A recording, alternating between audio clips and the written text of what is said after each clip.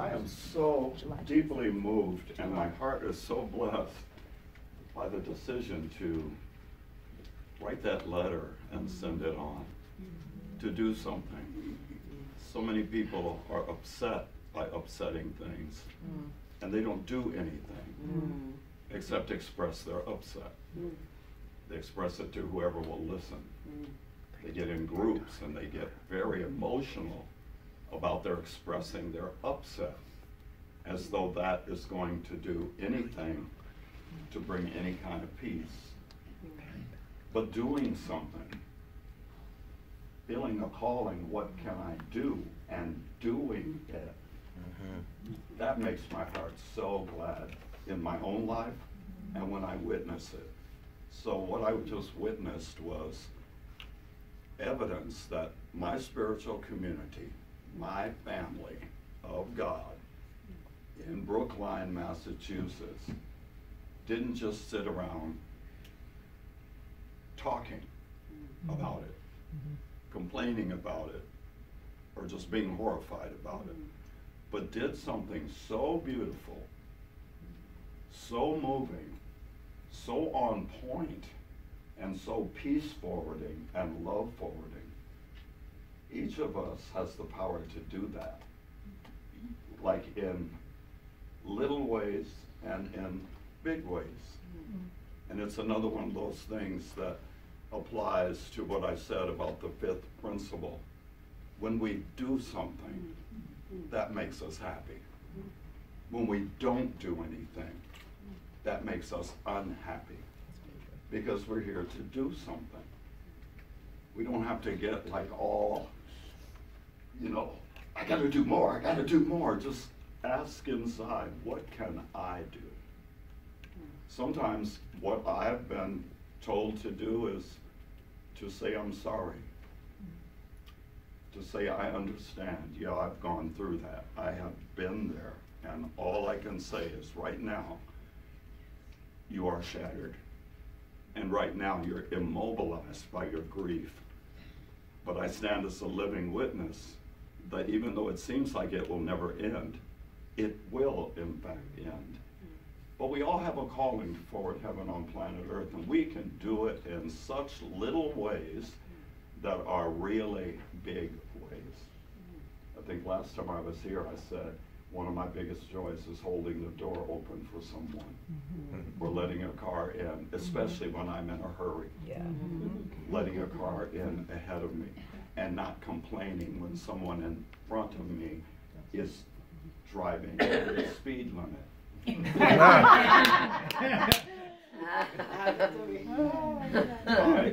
My tendency is to drive over the speed limit.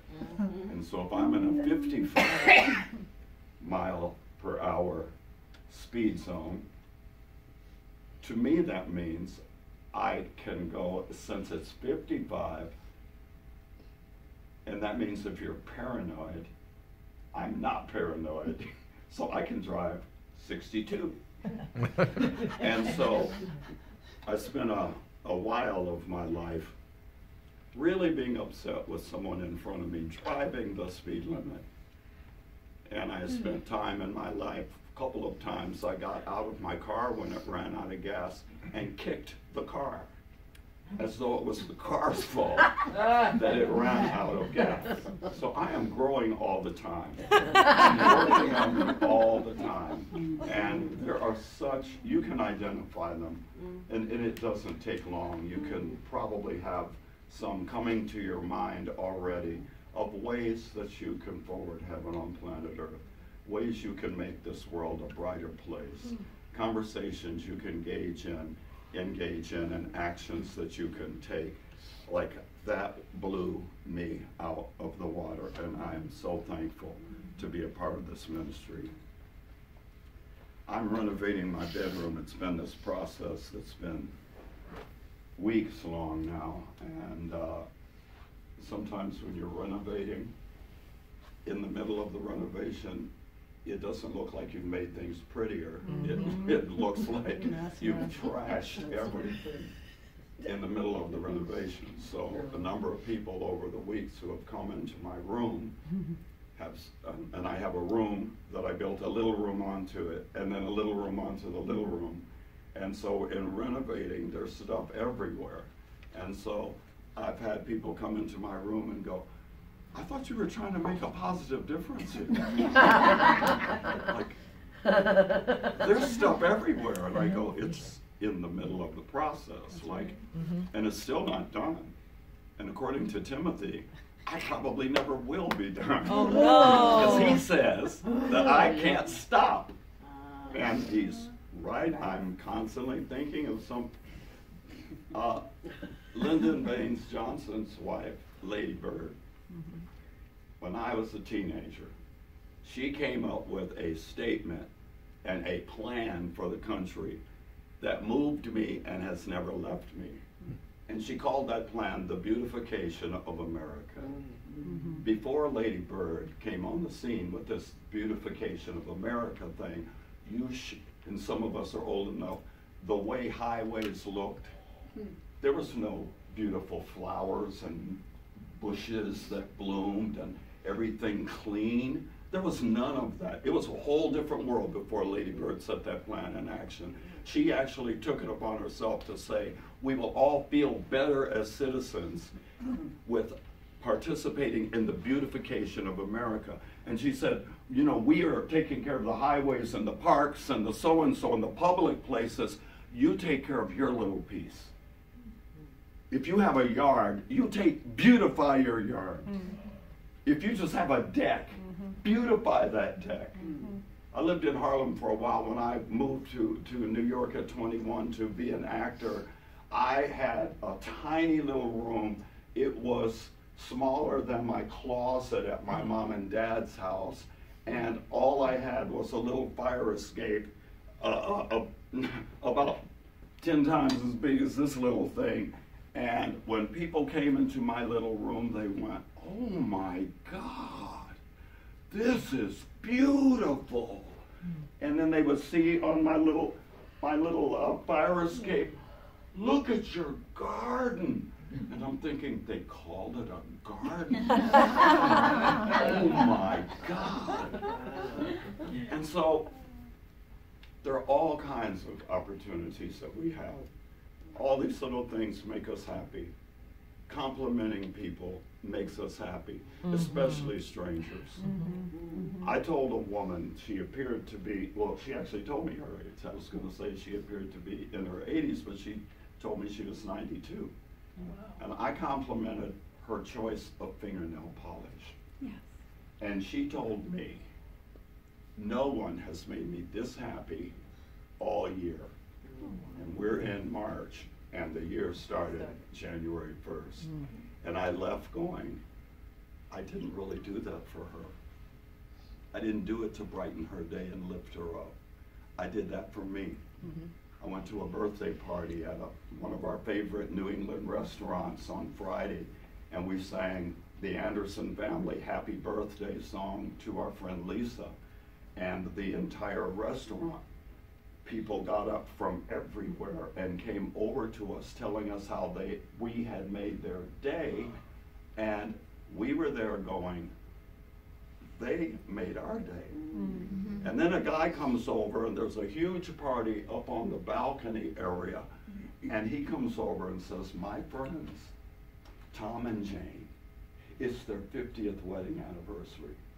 I will buy your table as many bottles of wine as you all can drink. If you will get up and just change that from birthday to anniversary and go up, and I won't say a word. You guys just be your own choir. Come up and circle around those tables and just somebody say, hit it, and sing happy anniversary to Tom and Jane. And we did. Yes. While we were walking over there, as we walked, practically, I would say 3/4 of the people in that restaurant were getting out their phones and their cameras, and they were like doing this to us, and they treated us like we were Earth, Wind, and Fire. And all we could say was, they were saying what you did for us. And then as people were leaving their tables, they came by. I can't tell you what you guys did for me. And we were saying, we did that. We're glad you got something out of it. But you want to know who really got something out of it? We did. There are so many ways to brighten this world. And most of them don't cost a dime. It's an opportunity to take a moment. What I've been thinking about lately, because I've been renovating my bedroom and spending all of my time in there, and I'm good at beautifying, I'm not good at the manly stuff, like tearing down a wall, putting up drywall, and hammering nails, and fixing the ceiling. So I usually call a man to do the man work, and then I beautify afterward. I mean, I can paint walls and do some things, but I'm not the guy you should hire to tear down your wall, get the drywall really nice and neat. I mudded my walls because I wasn't very good at getting the drywall lines out. So I just decided I'll just texturize these bad boys. And everybody likes it, especially me. But when you go out of my bedroom and out of the main room, because I already beautified the common area, when you go out that front door into my yard right now, you will think this dude has no pride. That yard is filled with lumber and drywall and nails and cans, and there's dead flowers, there's stuff that should be cleared, there's leaves everywhere. The pillows have blown off all the things because Carlos didn't take the time to put them in the garage. There's pillows blown all over the yard. The umbrellas are not put up. They're just laying. You would think, looking at my yard right now, this guy has no pride whatsoever. He doesn't care. He's blessed with all this space and he doesn't care. But what I know is, do not be judged by the appearances of things seen. Don't be judged by what stuff looks like. What I know is that I'm on my way outside. In a couple of weeks, whoever drives up to my place is going to go, this dude really cares. He's really proud. You see, what we're looking at right now is a snapshot. And in some of our lives, in my life, in your life, some people see a snapshot. And they think that's what there is to you. They catch you in a moment where you have experienced a devastation.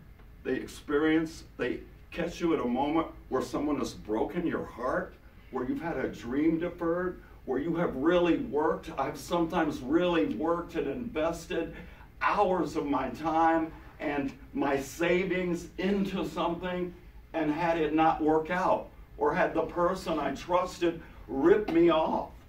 And if you caught me in that snapshot moment, you would think, this guy's not very happy. He's so quiet. It looks like something's wrong. I wish he were a happier person. It's when you catch the snapshot, and we all have snapshots in our lives where it looks like something's wrong.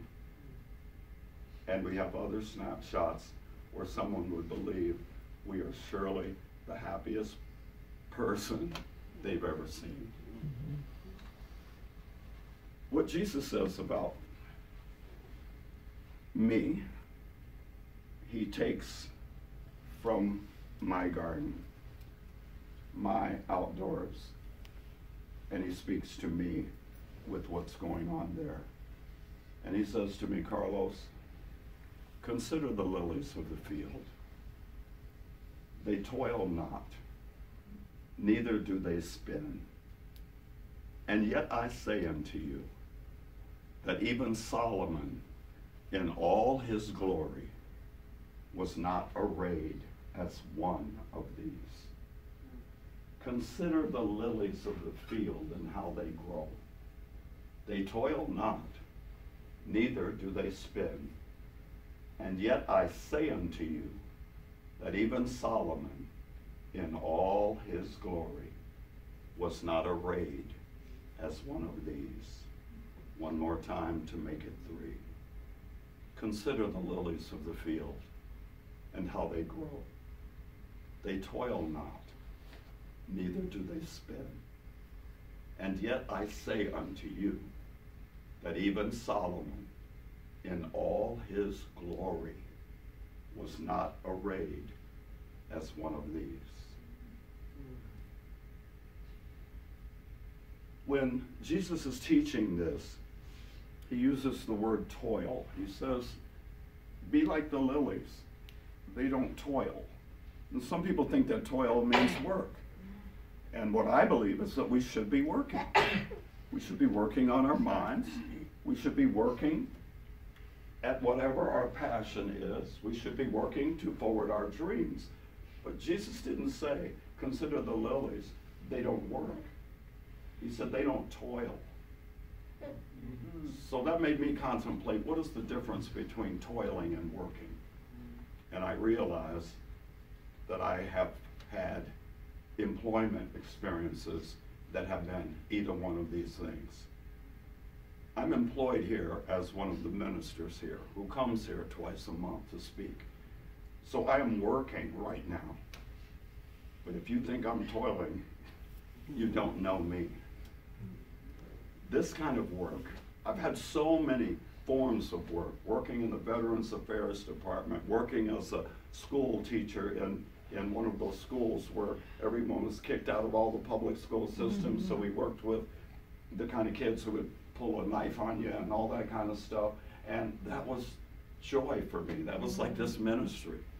But I've also worked at places of employment where it was toil, where every day driving to work or catching the bus to work, I was not in my mind going there to work. I was toiling. And toiling means I was efforting. I was pushing through it.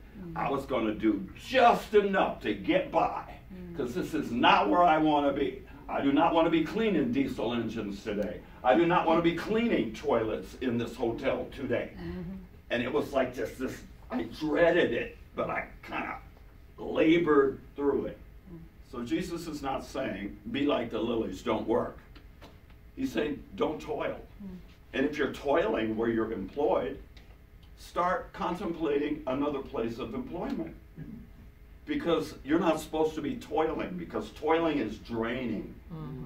Toiling can burn your candle out at both ends.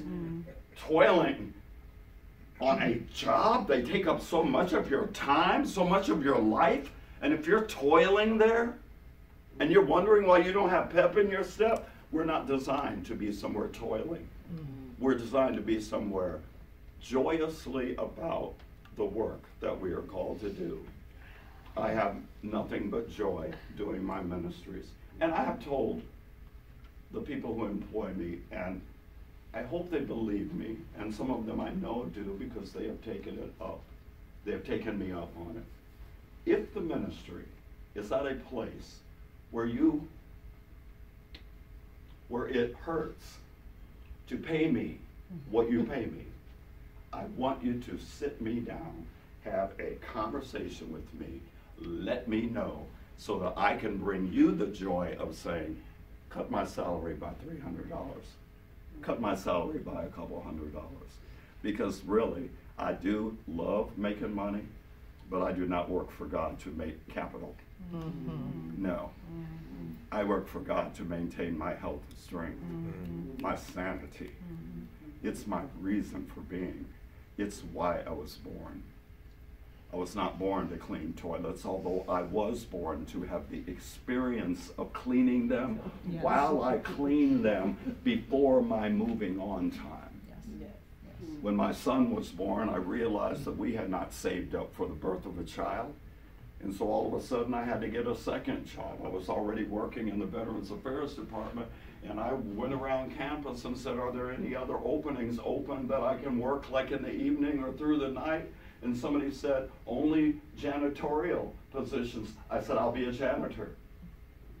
And I worked in the Veterans Ferris department in the daytime, and I was a janitor at night, and I praised God every day. I picked up 2 checks every week and took care of my baby. And that was, in that case, that janitor's job, I was not toiling. So consider the lilies of the field, they don't toil. And then he went, neither do they spin. And I meditated on what does the word spin mean, and I went back to the original Hebrew and then to the original Aramaic. What is he talking about? Like, don't spin.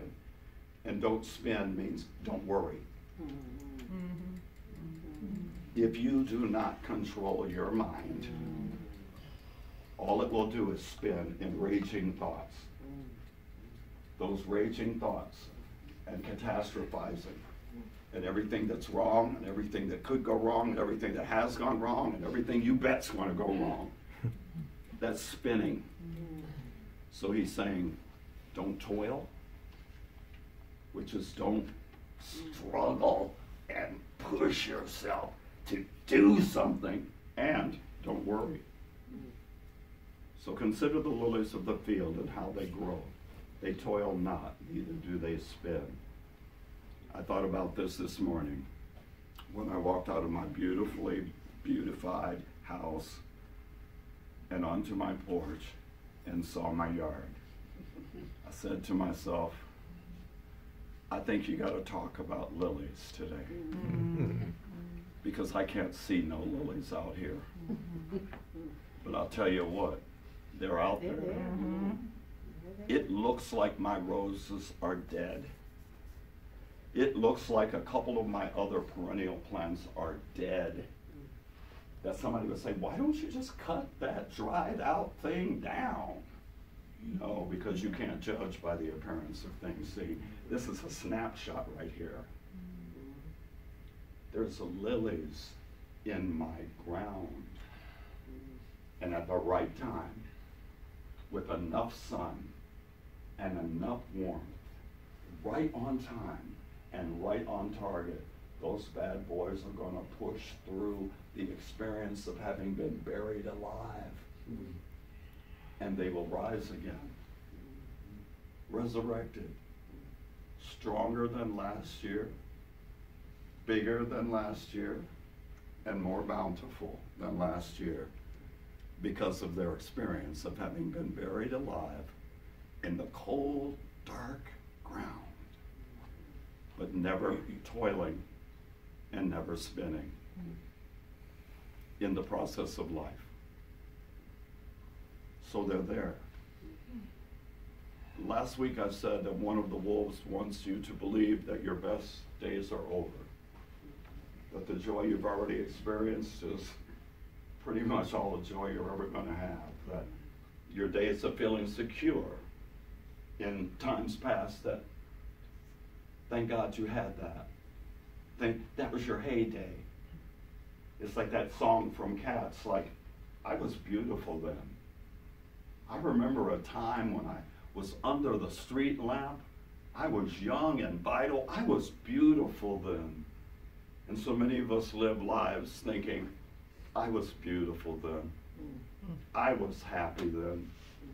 I was secure then. I was safe then. I had pep in my step then. I had hope for what was the possibilities to come then. And so I looked at our band and I said, the best music you've ever played is not the best music you ever will play. The mastery you have attained is not the mastery that is there for you. It's just the tip of the iceberg. When you think of everything you've ever had or ever done or ever accomplished as the tip of the iceberg, you can be so excited for what's under the water, like my lilies are under the ground, that will rise to the surface. And so having faith that the lilies are in the ground and that you don't have to toil and you don't have to spin. You simply have to trust that you're a perennial. You're not an annual.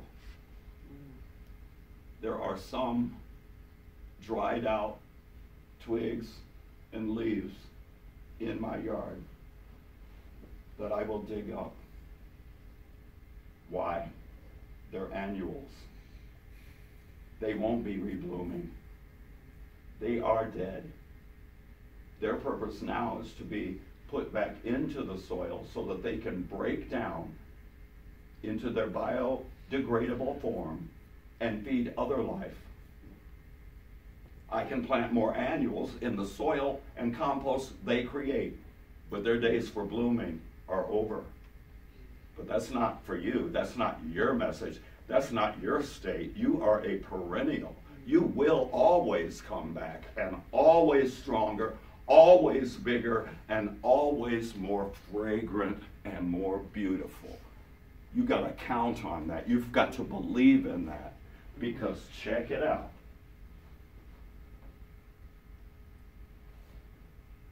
I create my experiences by the activity of my thinking, my feeling, my believing. So think on these things. I'm going to close out with one more little scripture. It's Philippians, the book of Philippians, which is Paul's letter to the church at Philippi. It's chapter 4, and it's verse 8. One thing I love about Paul is he writes these really lengthy letters. They go on for chapters and chapters. And then periodically he pauses and says, and finally, my brothers. And then he just keeps going on. All these other chapters, and at some point he goes, and finally, my brothers. And then he just keeps going on. So when he says finally, he's not really, it's not really fine. But here's the point that I want to put into our heads in honor of that principle. Philippians 4 and 8 speaks. Whatsoever things are true, whatsoever things are honest, whatsoever things are pure, whatsoever things are lovely, whatsoever things are of good report, if there be any virtue, and if there be any praise, think on these things. If we think on only what is pure, only what is true, only what is lovely, only what is of good report,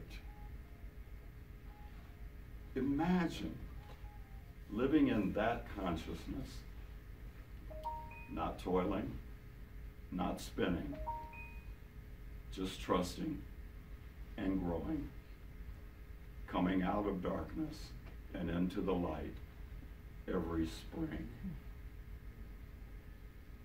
Thank you for your listening. Thank you.